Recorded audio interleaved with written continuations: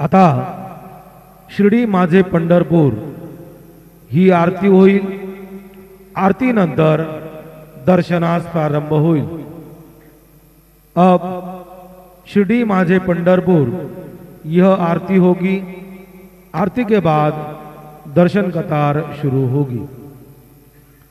श्री सच्चिदानंद सद्गुरु साईनाथ महाराज की जय। हरिः ओम।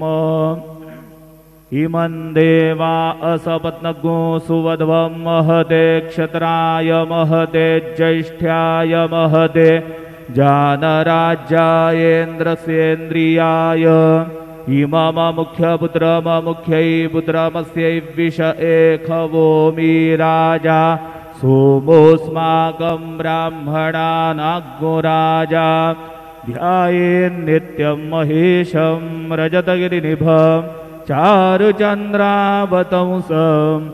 रत्नाकल्पोज्ज्वलाङ्गं परशुमृगवरा भीतिहस्तं प्रसन्नं पद्मासीनं समन्तास्तुतममरगणैर्व्याघ्रकृत्तिं वसानं विश्वाद्यं विश्ववन्द्यं निखिलभयहरं पंचवक्त्रं त्रिनेत्रं गुरुर्ब्रह्मा गुरुर्विष्णु गुरुर्देवो महेश्वरः गुरुस्साक्षात् परब्रह्म तस्मै श्री गुरवे नमः।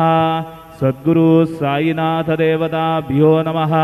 प्रातः पूजनार्थे गन्धाक्षतपुष्पैः सम्पूज्य अथ धूपः वनस्पतिरसोद्भूतो गन्धाढ्यो गन्ध उत्तमः आग्रेयः सर्वदेवानां धूपोऽयं प्रतिगृह्यताम्।